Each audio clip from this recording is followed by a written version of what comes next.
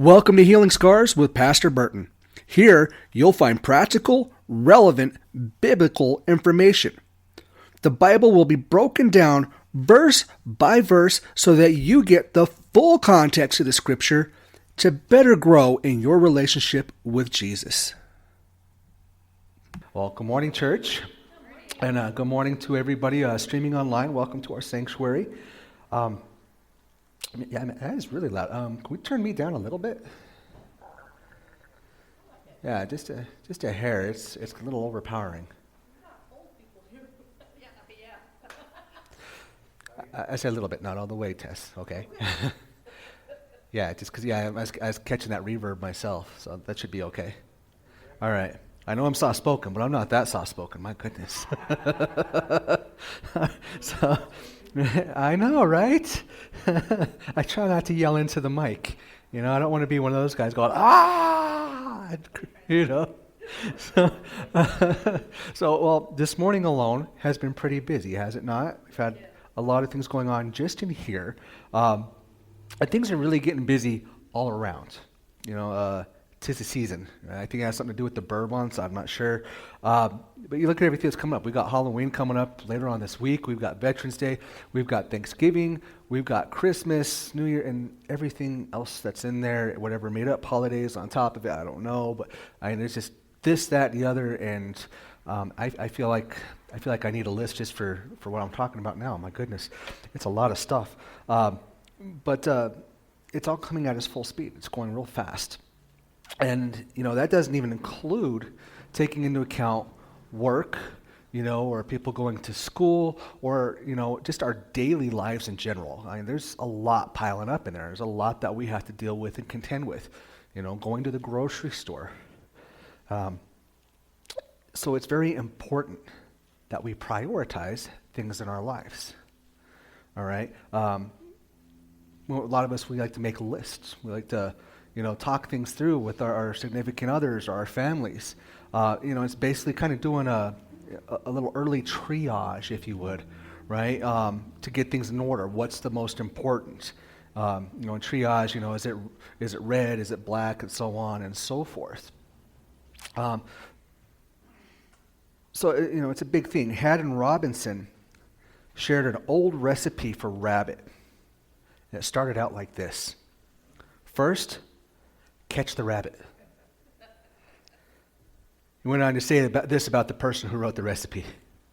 The writer knew how to put first things first. That's what we do when we establish priorities. We put the things that should be in first place in their proper order. Catch the rabbit. I kind of feel like I should have said that like Elmer Fudd. Catch the rabbit. You know?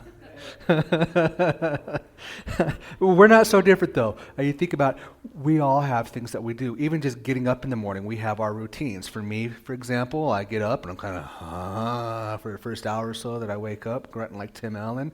Whereas, you know, my wife, she wakes up and she's chipper as a squirrel and ready for her coffee and yoga, and I'm just wanting my shower, you know.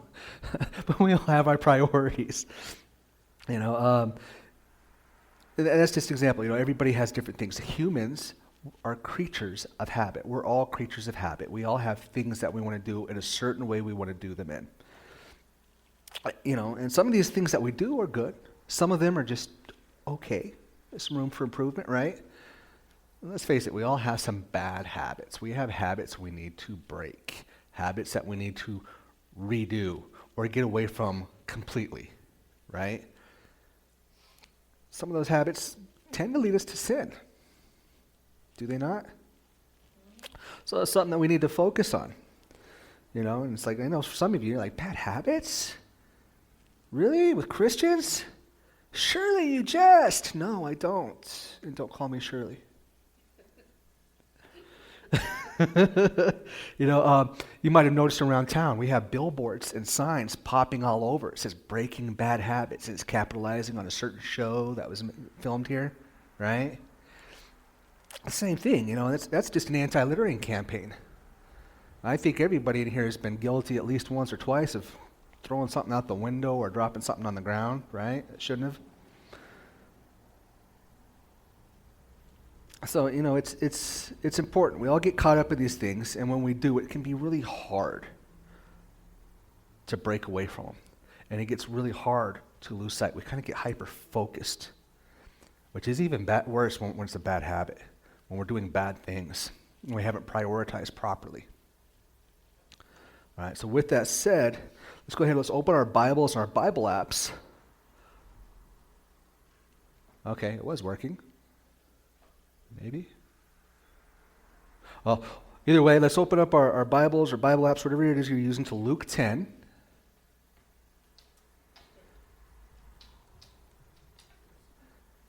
There we go. And specifically, we're going to be looking at verses 38 through 40. So let's learn a little bit here from Jesus' visit with Mary and Martha. And the word says, "Now it happened, as they went, that he entered a certain village. And a certain woman named Martha welcomed him into her house. And she had a sister called Mary, who also sat at Jesus' feet and heard his word. But Martha was distracted with much serving. And she approached him and said, 'Lord, do you not care that my sister has left me to serve alone? Therefore, tell her to help me.'" So let's step back. Let's look at this for a moment. Jesus and company, he's going down the road. He's got disciples in tow. We don't know how many. It doesn't matter. He's got his crew with him, right? And they happen to stop out, here at Mary and Martha's. Mary and Martha, of course, are friends. Later on, we'd see them again when they come to him and Jesus brings, Lazarus back to life, right? So it's not the last time that we'll see them, but they're a pivotal thing. These are friends of Jesus. These are close friends. These are dear ones, right? And as you can imagine, especially for those who knew Jesus and knew what he was about, knew about his ministry, this is exciting, right? It's like, ooh, Jesus is coming. This is awesome. I'd be stoked, right? Like, president's on, no, put the president on hold, tell him to take a message. I've got better things to do. Jesus is right here. He's at the door, right? So this is an exciting time. You gather everybody around in the household. Hey guys, make sure your phones are charged. We're going to get some selfies with Jesus and post them for everyone to see, right? It's kind of the thing that we do today. It's a big thing, and Martha, she knows that this is huge. It is gigantic. This is big news. So she's doing like a lot of us would do. She's getting busy. She's cleaning things up. She's tidying things up. She's dusting the bookshelves. She's vacuuming, maybe mopping, lighting a candle or two. Kids, those rooms better be clean when I come in, and before Jesus gets here, you know what's coming to you. I'll take it on my chancla. Pow! Right? Sound familiar? In my house as a kid, it would have been a clog or a wooden spoon. Yes, I'm calling you out, Mom. That's right.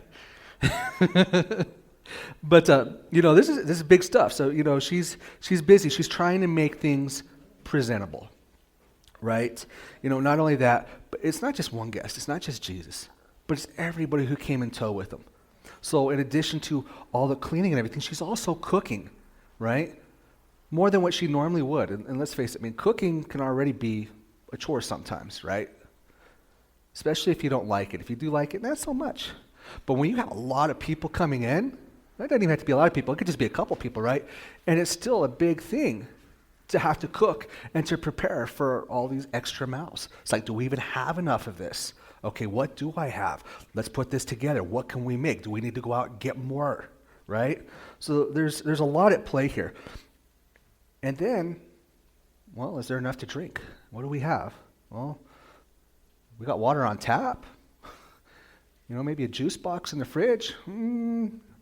It's like, Lazarus, are you back there? I need you to go to Walmart, right?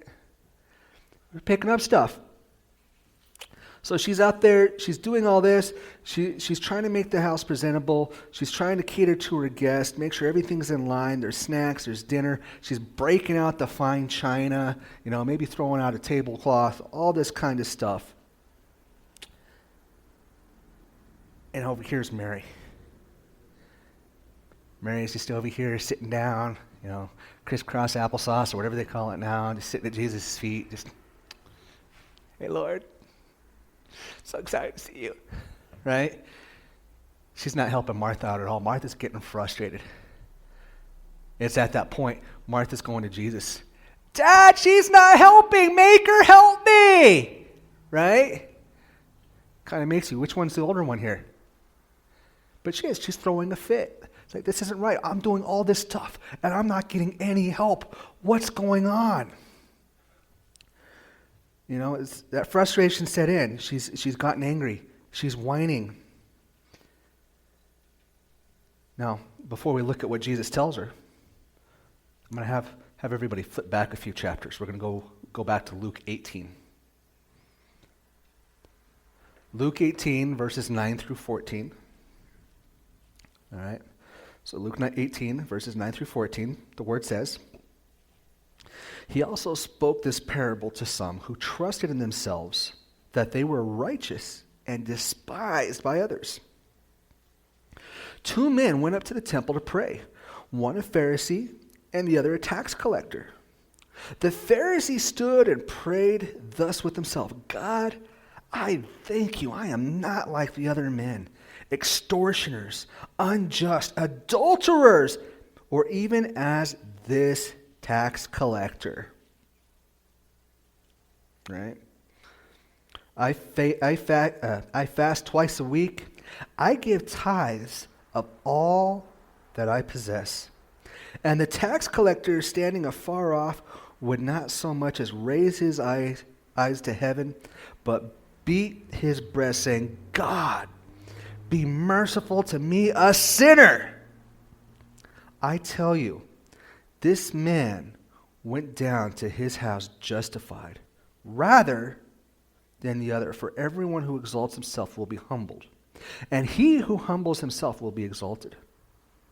See, in this case, Martha's very much like the Pharisee, right? And by contrast, a lot of us are. She's tangled up in, I got to get this done. I have guests. This has to happen, and this has to happen. And instead of becoming a joyous event to look forward to and to cherish, it's become very legalistic, right? Her priorities aren't right. It's very much when we go out and we do things and everybody has a certain way and you get that Karen in charge of stuff and it's like, no, you have to do this and you have to do it this way when the moon is just above us and the dog's howling 3 times and we hear the car honking 3 blocks down, right? It has to be perfect. And we miss out on so much. We get caught up and the frustration sets in. And when we're doing all these things, we look at it like, hey, look at all this good stuff I'm doing. I'm doing it. I'm the one who fixed all this up. I'm the one who prepared this meal. Look at all this great stuff that's going on, and I did it. It was me. Can I have that cookie now? I've earned it, right? A little bit of entitlement that comes along with it. That sense of pride. That sin of pride. Mary, on the other hand, like we started to say, she's approaching things from a different angle. So we're going to go back now to Luke 10.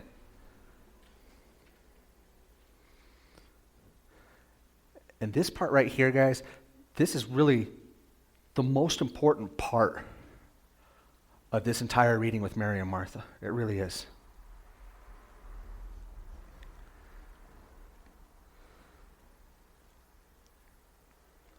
So Luke 10, verses 41 and 42, the word says, and Jesus answered and said to her, "Martha, Martha, you're worried and troubled about many things, but one thing is needed, and Mary has chosen that good part, which will not be taken away from her." Kind of sounds like an episode of the Brady Bunch, doesn't it? Martha, Martha, Martha. Yeah. He doesn't respond the way Martha expects. She's thinking, oh, I'm just going to go to Daddy, and Daddy's going to take care of this. And he says, no. The most important thing that needs to happen here is being done, and we're not going to rob her of that.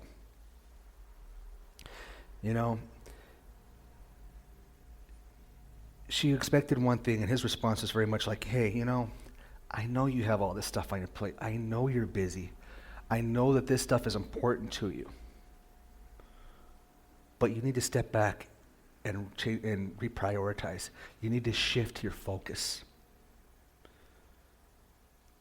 You need to take account of what's going on here, what's in front of you, and figure out what the most important thing is, because it's standing right here.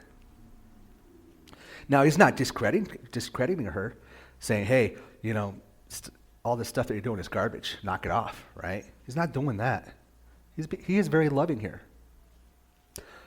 He is telling her, though, that she's going about things the wrong way, right? Her intention is good, but the process that she's doing it in is wrong.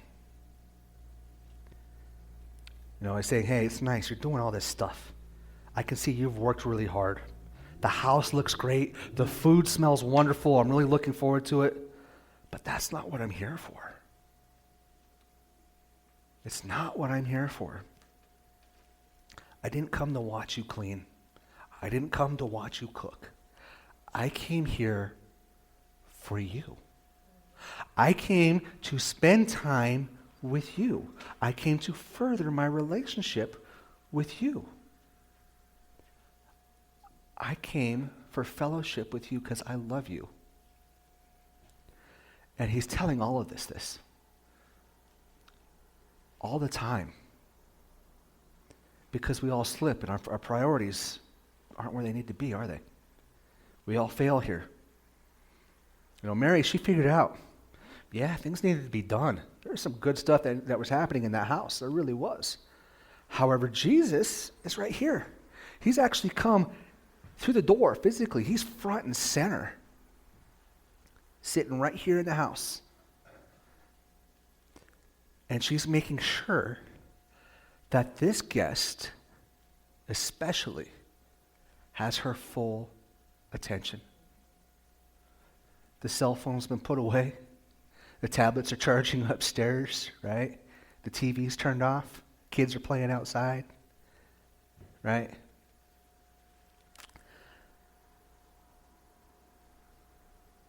Her full attention on Jesus and the guests that are with him. And really, when in reading this and reflecting on it right now even, it reminds me a lot of the time I would spend with my Uncle Lanny and my Aunt Susan. I'd come into town every so often. I'd stay at their house. I'd eat their food. And there's very similar contrast here. My uncle, he was a busy man. He had to work. I understood this. So typically during the day, he'd go off to work. My cousins would be wherever they were, whether they were in town, out of town, whatever activity. Sometimes I'd see them, and it'd be good. It'd be great. My aunt, on the other hand, was very much like Martha. She would be busy doing errands, taking care of chores, driving and taking care of this, driving and taking care of that, and I'd be left alone there at the house, watching TV, playing solitaire. I'm here for a short time. I don't really get to see her. I want to spend time with her. I want to get to know this family member better than I do, right? It's a family member I care about. But the priority wasn't there. I didn't get to know her very well. To this day, I still don't. My uncle, on the other hand, was very much like Mary. I'd come to town, other than work, all his other stuff would get put on hold, rescheduled. He would get off work, he'd get cleaned up, get dressed, tell me, hey, get your shoes on, we're going out.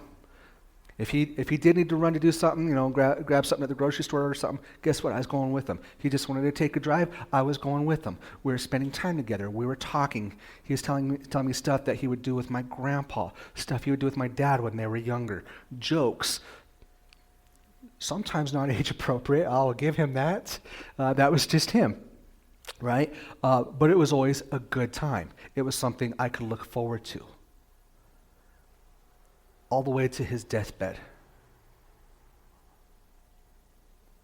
I got to see him in those last moments, in those last days.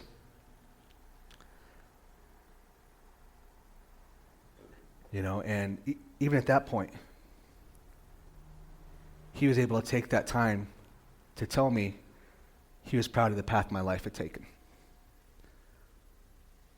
He was happy to see that I had done something and made it work against the odds, especially at the time that I was doing it.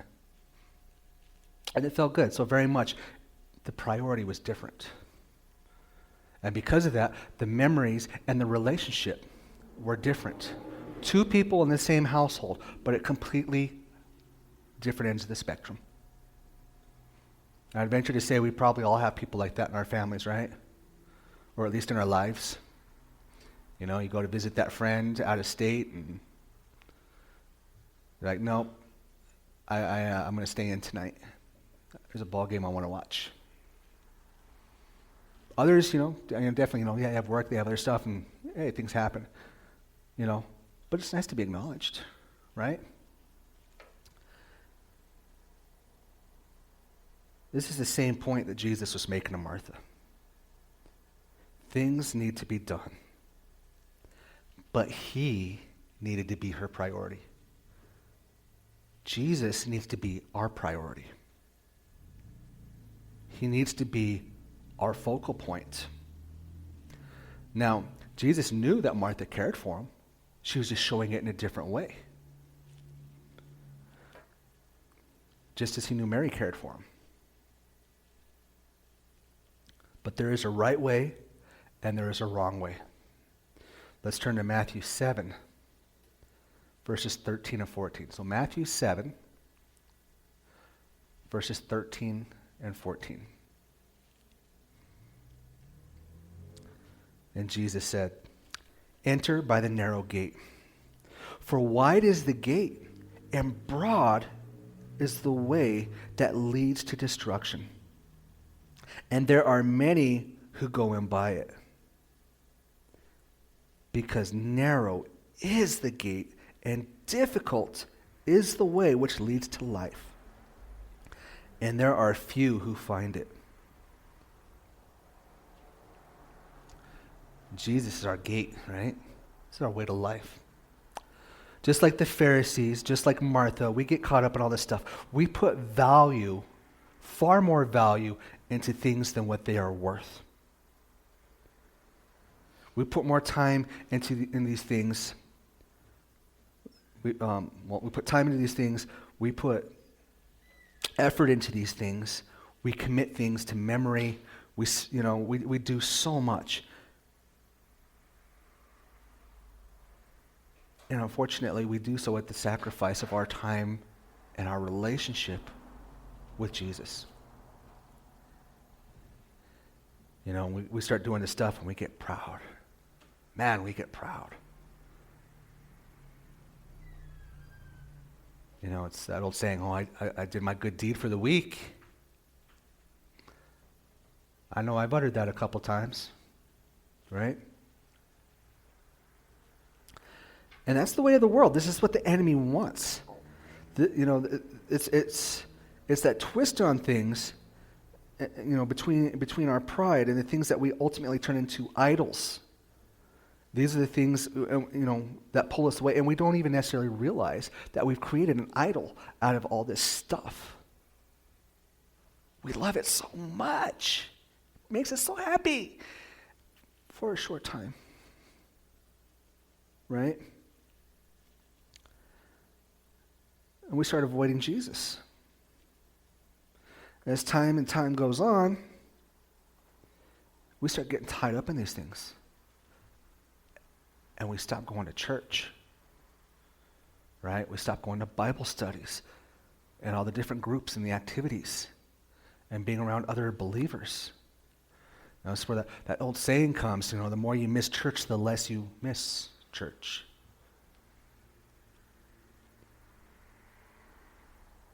and you miss it less and less, and to the point that the church and Jesus become a stranger to you. They become a stranger. People turn, they walk away, they forget things, and it's less important. The ball game takes the priority over Christ.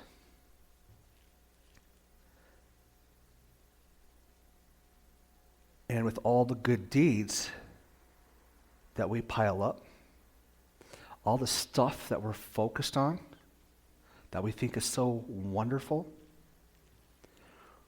we're cruising down that highway to life, and we don't even see the exit. Narrow is the gate. We miss the exit completely, just cruise on by, happy as can be, bumping our music, smiling out the window. Right? Here's the thing.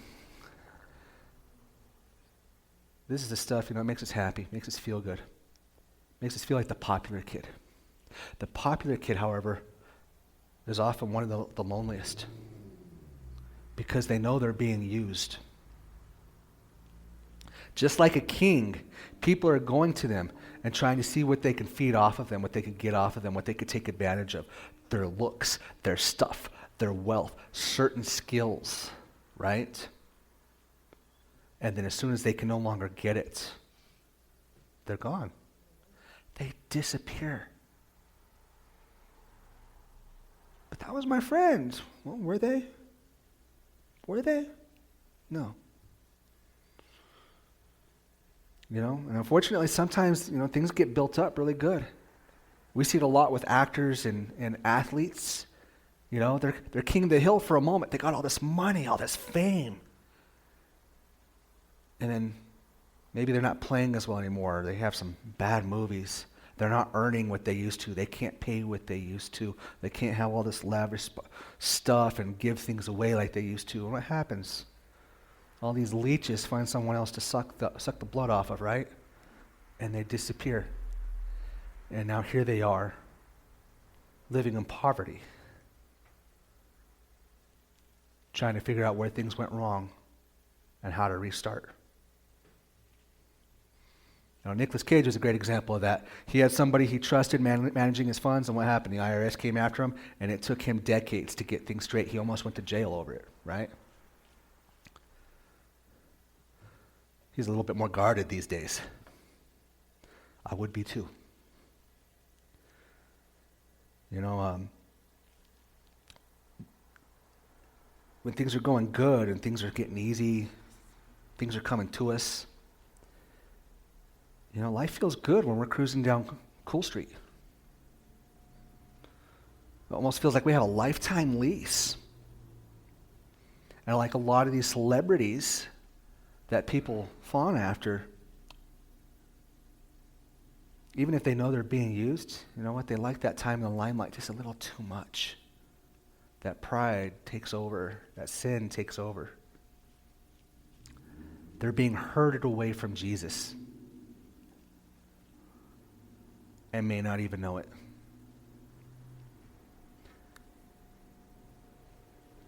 They don't even realize what they're worshiping, and often it's themselves. When it comes to the narrow gate, Jesus, he doesn't want the popularity contest. He doesn't want to win the popularity contest. He's not after that. He's after a real relationship with real friends. Real friends are family. These are people you can depend on when you need it. These are people who are there for you. And we only have a handful of real friends in life, right? You go to any church, and you see how many people are there. Not counting the mega churches. That's a whole different animal, right?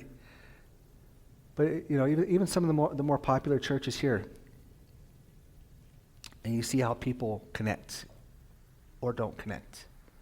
It's one of the nice things about being believers, right? True believers, kind of like veterans, we have a connection. You could just meet them for the first time. Matter of fact, Brian and I just did yesterday. It was a pretty fast connection, right? It's a good time. And it brings us together. And that's what Jesus is looking for, a real relationship with people who believe. He wants us all to sit down like Mary.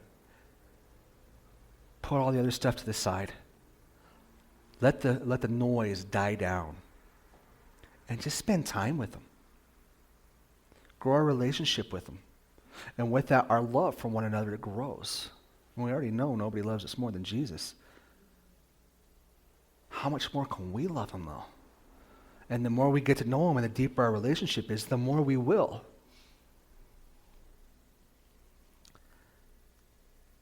To truly love one another as friends. Because remember, he calls us friend. Not slave. We don't call him master. Friend. As we're adopted into the family. Right? And he's telling Martha and each of us, stop fiddling about, come and listen to what I have to say. Come and talk to me. I'm right here. Talk to me. Tell me what's going on. Talk to me about your hurt. Talk to me about your challenges. Talk to me about your triumphs. I want to hear it all. I didn't come to sit around and watch you cook and clean. I came here for you. So stop what you're doing. Just chill out for a bit. You know, it's one of those things we also have to keep in mind. This is where we need to form that relationship. This is our chance, our one chance to form that relationship with them is while we're here on this earth living this life. Because when our time here ends, and it will end for each and every single one of us, we're going to be standing there before the Father, and we're going to hear one of two things. It's either going to be gone, I never knew you, or hey, welcome home, friend, come on in, right? It's like, check out what I prepared for you. Look at what I've built for you. Look at all the treasure that has been piled up for you. Come and meet more of your family. Meet more of your family. That's a good feeling right there, right? People that you know care and love you. And that's what we'll be surrounded with in heaven. It's like we focus on God, we focus on Jesus, and yes, that's going to be wonderful. That right there, I mean, that's the enchilada. We got dessert waiting for us over here. Maybe an egg, throw it on top. Right? So, you know, with that, you know, I caution you. Wherever you are in your life right now, choose your heart. Choose your heart. You know, a life of stuff now, or a life of some hardship and relationship waiting for us in eternity. Time with Jesus, time with the Father, or a time of torment in eternity. Look at the big picture and not the small picture. Choose your heart. Step back and listen to what Jesus is telling you. Listen to what he's putting on your heart. And keep him at the forefront of everything. Keep him front and center. Everything you do, you should be praying before, and you should be praying after. And if you have time to pray during, pray during. But talk to him all the time and in everything you do. Let us pray. Lord, we thank you for another day. We thank you for bringing us together at your feet so we could hear your words. We're so grateful for the things that you've done in our lives and all the things that you continue to do. You know, we know we struggle. We know we misstep. We get lost in the day-to-day shuffle and just all the stuff that surrounds us, all the stuff that's coming at us, that day-to-day shuffle. And we ask that you help us to step back and take a look at how we've really been prioritizing things and when we're messing up, we ask that you continue to remind us just how important it is that you are always there at the forefront of our lives.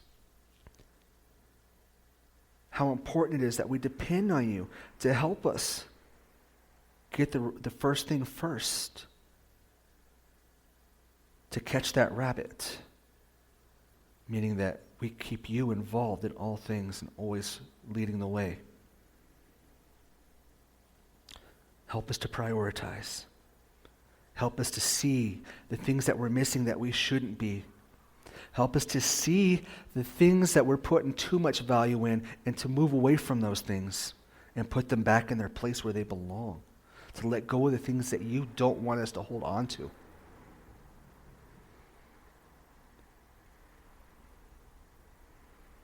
And when we leave here, as we know we live in your love and grace and your mercy, that as we learn to reprioritize and restructure the things that need to be moved, that we also adapt and learn how we can continue and how we need to change the ways that we're pointing the way to you and showing your love, your mercy, your grace, reflecting the light that is you in us to every single person that we come in contact with, everyone that we have the opportunity to touch in some way or form.